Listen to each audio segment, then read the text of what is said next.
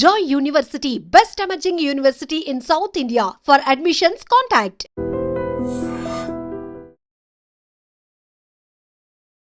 Hi hello నమస్తే welcome to iDream media. నేను మీ శ్రావ్య. Present current situations mutual ఫండ్స్లో ఎలా ఉంది, ఐపీఓస్ ఏంటి, సిప్ ఫ్లో ఎలా ఉంది, బంగారం ధరలు ఎలా ఉన్నాయి, ఇవన్నిటి గురించి పూర్తి డీటెయిల్స్ ఇవ్వడానికి మనతో పాటు ఇప్పుడున్నారు certified financial planner Subhash Babu గారు. Hi sir. Hi. IPO market తిరిగి రాబోతుందని అంటున్నారు. సో 2025లో ఐపీఓ మార్కెట్స్ అంటే ఐపీఓ కంపెనీస్ ఏమేమి వస్తున్నాయి, దాని గురించి ఒకసారి చెప్తారా?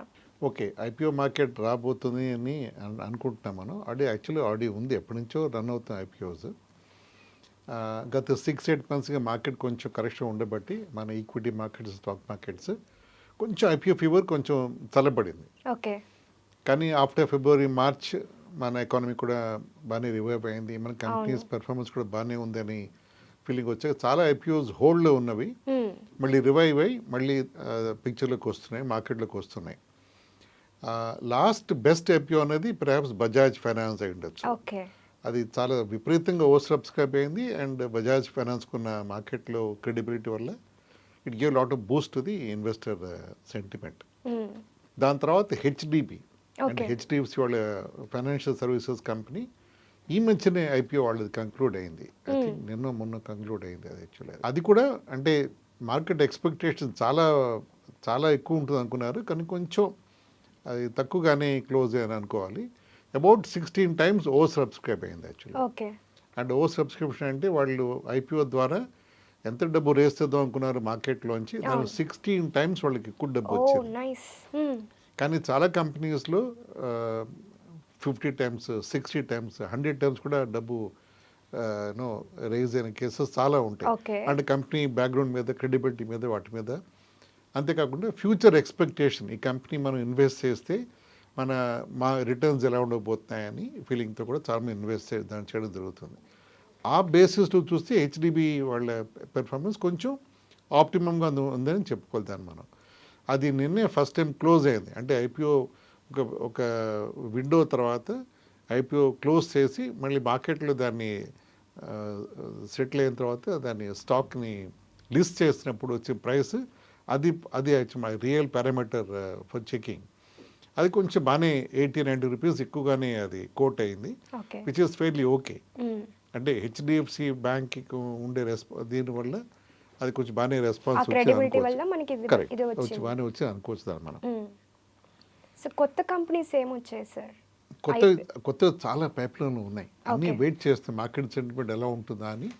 చాలా కంపెనీస్ అంటే మంచి పేరున్న కంపెనీస్. ఓయో పెద్ద బ్రాండ్ ఇండియాలో, అది ఎప్పటి నుంచో వాళ్ళు ప్లాన్ చేస్తున్నారు. ఫ్యాబ్ ఇండియా మనం చూస్తూ ఉంటాం. అలాగే బోట్ ఎలక్ట్రానిక్స్, బోట్ చాలా కామన్గా ఉంటాయి కదా హెడ్ ఫోన్స్ ఎలక్ట్రానిక్స్కి, అదో కంపెనీ. బజాజ్ ఎనర్జీ, బజాజ్ గ్రూప్లో ఏదో వచ్చినా కూడా బాగానే హిట్ అవుతాయని నమ్మకం అయితే ఉంది. Need to see how this one will go through. Snapdeal అంటే క్విక్ కామర్స్ సైట్లో, జెప్టో, అలాగే PhonePe, NSDL, Tata capital, Meesho again quick కామర్స్లో ఉన్నది, ఫ్లిప్కార్ట్, ఇవన్నీ కూడా they are planning. They waiting for the market to really settle down before they waiting. అంటే సెబీతో వాళ్ళు రిక్వైర్మెంట్ ఫైల్ చేశారు. వాళ్ళు సెబీ ఓకే చెప్పిన తర్వాత వీళ్ళు టైం తీసుకుని వాళ్ళు లాంచ్ అవుతారు మార్కెట్లోకి. బికాజ్ ఒకసారి ఐపీఓ లాంచ్ చేసినప్పుడు అది సక్సెస్ఫుల్గా క్లోజ్ అవ్వాలి. వీటిల్లో ఏది సక్సెస్ అవుతుంది వెంటనే అని అనుకుంటున్నారు?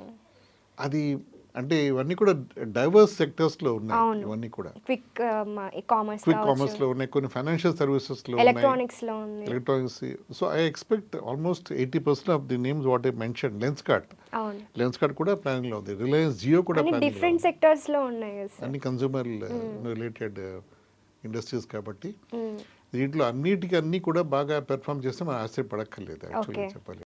స్టాక్ మార్కెట్ డౌన్ ఉన్నంత మాత్రాన, అంటే కరెక్షన్ ఉన్నంత మాత్రాన ప్రజలు డబ్బు లేదో అనుకోవడం లేదు. People are willing and eager to invest. Flow అయితే ఉంది. Where they want to invest, ఆ కంపెనీకి బాగుంటే then they really would like to take a chance and invest. So దీంట్లో అన్ని పేర్లోనూ మంచి పొటెన్షియల్ కనిపిస్తాం మనకి దీంట్లో. సో అన్నిటికీ అన్ని సక్సెస్ అని మనం ఆశ్చర్యపోకలేదు. ఓకే, 80% అయినా కూడా it be major Boost for economy అనుకోవాలి. ఇవన్నీ కూడా బారోమీటర్స్ ఆఫ్ ద ఎకానమీ, మన ఇండియన్ ఎకానమీకి ఇది. అంటే మనం ఇండియన్ ఎకానమీ 6.5% జీడిపిలో ఉన్నాం. ఇప్పుడు ఫోర్త్ లార్జెస్ట్ అయ్యాం మనం ప్రస్తుతం వరల్డ్లో. థర్డ్ అవబోతాం మేబీ కపుల్ ఆఫ్ ఇయర్స్ టైంలో. వీటన్నిటికీ ఫౌండేషన్ ఇవే. మన పాపులేషన్ ఈజ్ అవర్ స్ట్రెంగ్త్. 140 కోట్ల పాపులేషన్ జనాభాలో మన వర్కింగ్ క్లాస్ ఎక్కువ ఉన్నారు, ఎంప్లాయ్మెంట్ కానీ ఇండస్ట్రియల్స్ కానీ ఉన్నారు. Billionaires are growing in India right now. So డబ్బు అయితే మనకి ఇండియాలో కుదరలేదని అనుకోవాలి మనం. Where needed they are taking risk investing now. అలా మనం దాన్ని డిఫరెంట్గా చూడొచ్చు. సో ఇందాక చెప్పినట్టు బజాజ్ ఫైనాన్స్ చాలా చాలా బాగా చేసింది. దాన్ని పోలిస్తే హెచ్డిబి కొంచెం రిలేటివ్గా మనం అండర్ పెర్ఫామ్ చేస్తుందని చెప్పుకోవాలి దాన్ని మనం. సో దీని తర్వాత మ్యూచువల్ ఫండ్లో ఎన్ఎఫ్ఓస్ అంటాం. ఐపీఓ అంటే initial public offering. And A company అయినా సరే, వాళ్ళు రన్నింగ్ కంపెనీ అయినా వాళ్ళ స్టాక్కి మేము ఇంత అనుకుంటున్నాం, కరెక్ట్, ఈ ఫేస్ వాల్యూకి మేము ఇంత ప్రైస్ పెడదాం అనుకుంటున్నాం అని చెప్పి వాళ్ళు డిక్లేర్ చేస్తారు. ప్రీమియం ఎంత మనం ఎక్స్పెక్ట్ చేస్తారని వాళ్ళు కంపెనీ డిక్లేర్ చేస్తారు. అంత ప్రీమియం పెట్టుకొని దాని తర్వాత కూడా లిస్టింగ్ అయినప్పుడు ప్రైస్ ఎక్కువైనప్పుడు దాంట్లో ఉన్న real benefit comes to the investor. ఇది ఐపీఓస్లో ఉండే థియరీలా ఉంటుంది. మ్యూచువల్ ఫండ్స్కి వచ్చేప్పటికి దాన్ని ఎన్ఎఫ్ఓస్ అంటాం దాన్ని మనం, న్యూ ఫండ్ ఆఫరింగ్స్ అని. చాలా మ్యూచువల్ ఫండ్స్ కూడా ఇలాగ కొత్త ఫండ్స్ లాంచ్ చేసి they reach out to people for seeking out investments in the schemes. దాంట్లో టిపికల్గా ఎలా ఉంటుందంటే మ్యూచువల్ ఫండ్స్లో ఫేస్ వాల్యూ 10 రూపీస్ ఉంటుంది, ఎన్ఏబి 10 రూపీసే ఉంటుంది దానికి. ఏ కంపెనీ అయినా 10 రూపీసే ఉంటుంది. సో అది యూనిఫామ్గా దానికి ప్రీమియం ఉండదు మ్యూచువల్ ఫండ్ ఎన్ఎఫ్ఓస్లో. ఇప్పుడు ఈ మధ్య కొన్ని మంచి ఇంట్రెస్టింగ్ ఎన్ఎఫ్ఓస్ మొన్నే లాంచ్ అయినాయి, కొన్ని రన్నింగ్లో ఉన్నాయి, అంటే ఓపెన్ ఫర్ ఇన్వెస్ట్మెంట్. దాంట్లో సుందరం వాళ్ళది ఒకటి ఉంది, మల్టీ ఫ్యాక్టర్ అని. అలాగే trust mutual fund company multi cap ఉంది. అలాగే బజాజ్ వాళ్ళది స్మాల్ క్యాప్ ఉంది. ఇవన్నీ రికమెండేషన్స్ కాకపోయినా I'm just letting the people know that is are right now running NFOs in the market now, which they can study the documents చదివి risk parameters చూసుకొని వాళ్ళు discuss చేసి ఇన్వెస్ట్ అంటే చేయొచ్చు. ఇవి కాకుండా చాలా ఒక 5-6 ఇంకా ఎన్ఎఫ్ఓస్ రన్ అవుతున్నాయి మ్యూచువల్ ఫండ్స్ కూడా. దట్ మీన్స్ కొంచెం మన వాళ్ళు Indian companies are testing the waters అనుకోవాలి. మళ్ళీ ఇప్పుడు ఆ మార్కెట్ కరెక్షన్ జరిగిన తర్వాత ఎలా ఉంటుందని చెప్పి they like to test out and really roll out big time going forward అనుకోవచ్చు మనం. సో మీరు ఇప్పుడు చెప్పారు ఎన్ఎఫ్ఓస్లో మనకి బజాజ్ స్మాల్ క్యాప్లో ఉంది అని చెప్పి. సో చాలామందికి ఉండే డౌట్ ఏంటంటే స్మాల్ క్యాప్లో పెట్టాలి అంటే రిస్క్ ఎక్కువ ఉంటుంది అని అంటారు. బట్ బజాజ్ అనేది కొంచెం పెద్ద కంపెనీ కాబట్టి స్మాల్ క్యాప్ అయినా దాంట్లో పెట్టచ్చా, ఎట్లా ఇన్వెస్ట్ చేసుకోవచ్చా లేదంటారా? Tricky question. బజాజే కాదు, స్మాల్ క్యాప్ కేటగిరీ కొంచెం రిస్కీ కేటగిరీ. కానీ రిస్క్ మాత్రం అది ఆ కేటగిరీ రిటర్న్స్ ఎక్కువ ఇస్తుంది. యాక్చువల్గా risk and return are directly proportional. కొంచెం టైం తీసుకుంటే మనకి ఆ రిస్క్ బెనిఫిట్ అయ్యే కవర్ అవుతుంది, రిస్క్ కవర్ అవుతుంది దాంట్లో. సో దాంట్లో బజాజ్ కాకుండా చాలా కంపెనీస్ కూడా ఉన్నాయి.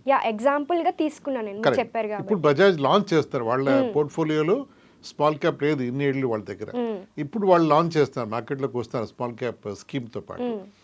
బజాజ్ కాకుండా దాదాపు ఇంకొక 30-40 స్మాల్ క్యాప్ స్కీమ్స్ ఆల్రెడీ రన్నింగ్లో ఉన్నాయి. ఇప్పుడు అవన్నీ కూడా లాస్ట్ 6 months కరెక్షన్స్ చూసాయి, మళ్ళీ రివైవ్ అవుతున్నాయి.